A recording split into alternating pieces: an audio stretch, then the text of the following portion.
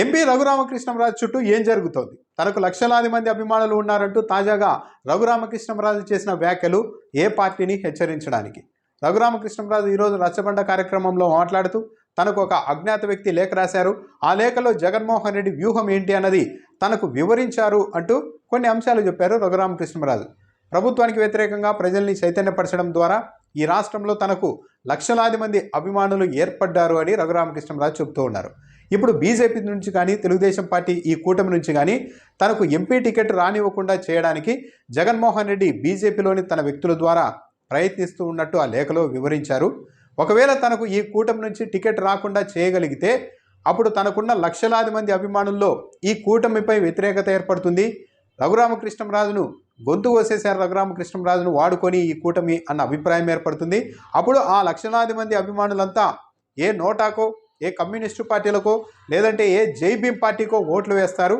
అలా చేయడం ద్వారా కూటమికి పడే ఓట్లు తగ్గిపోతాయి, వైసీపీ తిరిగి గెలవచ్చు అన్న ఆలోచనతో జగన్మోహన్ రెడ్డి ముందుకు వెళ్తున్నారు.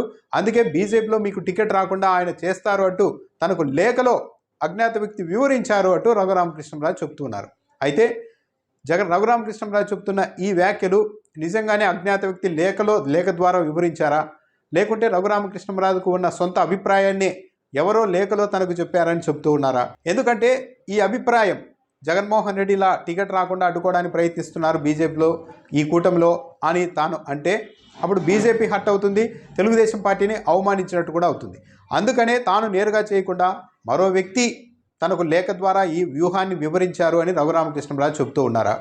ఒకవేళ నిజంగానే తనకు ఈ కూటమి తరఫున ఓట్లు రాకపోతే తనకు రాష్ట్ర వ్యాప్తంగా ఉన్న లక్షలాది మంది ఓటర్లంతా ఏ నోటాకో, ఏ కమ్యూనిస్టు పార్టీకో ఓట్లు వేస్తారు, కానీ ఈ కూటమికి మాత్రం వేయరు అని రఘురామకృష్ణంరాజు పరోక్షంగా తెలుగుదేశం పార్టీ, జనసేన, బీజేపీ కూటమికి హెచ్చరిక చేస్తున్నారా అన్న అభిప్రాయం కూడా కలుగుతుంది. గత కొద్ది రోజులుగా తెలుగుదేశం పార్టీకి బాగా అనుకూలమని పేరున్న టీవీ ఛానళ్ళు కూడా బీజేపీ నరసాపురం టికెట్ తీసుకునేలాగా, ఆ టికెట్ను రఘురామకృష్ణంరాజు కాకుండా మరొకరికి ఇచ్చేలా బీజేపీలోని తన వ్యక్తుల ద్వారా జగన్మోహన్ రెడ్డి ప్రయత్నాలు చేస్తున్నారంటూ తెలుగుదేశం పార్టీ మీడియానే ఆరోపిస్తూ వస్తోంది. అంటే ఈ కూటమిలో రఘురామకృష్ణంరాజుకు టికెట్ రాకపోతే అందుకు కారణం చంద్రబాబు నాయుడు కాదు, జగన్మోహన్ రెడ్డి అంటూ జగన్మోహన్ రెడ్డి మీద నింద వేయడానికి తెలుగుదేశం పార్టీ మీడియా ఇప్పటి నుంచే కసరత్తు మొదలుపెట్టిందా అన్న అభిప్రాయం కూడా కలుగుతోంది. అయితే ఒకవేళ నిజంగానే వీళ్ళంతా అనుమానిస్తూ ఉన్నట్టు బీజేపీ నరసాపురం టికెట్ తీసుకొని అక్కడికి రఘురామకృష్ణంరాజుకి టికెట్ రాకపోతే దానికి కారణం జగన్మోహన్ రెడ్డి అని వీళ్ళు బహిరంగంగా చెప్పదలుచుకుంటే పరోక్షంగా తెలుగుదేశం పార్టీని అవమానించడమే అవుతుంది. ఎందుకంటే ఇప్పుడు బీజేపీ, టీడీపీ పొత్తు పెట్టుకున్నాయి. అయినప్పటికీ కూడా బీజేపీ ఎవరికి టికెట్లు ఇవ్వాలి అన్నది జగన్మోహన్ రెడ్డి శాసించే పరిస్థితే ఉంటే మరి బీజేపీతో టీడీపీ ఎందుకు పొత్తు పెట్టుకున్నట్టు అనుమానించాలి కదా. తెలుగుదేశం పార్టీ బీజేపీతో పొత్తు పెట్టుకున్న తర్వాత జగన్మోహన్ రెడ్డి చెప్పినట్టు టికెట్ ఇచ్చే పరిస్థితి ఉంటే బీజేపీ తమను మోసం చేస్తోందని చంద్రబాబు నాయుడు భావించాలి కదా. తమది రాక్షస వివాహం చేసుకొని బలవంతంగా నాశనం చేయడానికే ఇలా పొత్తు పెట్టుకున్నారని టీడీపీ అనుకోవాలి కదా. కాబట్టి ఇలాంటి ప్రశ్నలన్నీ చాలా వస్తాయి.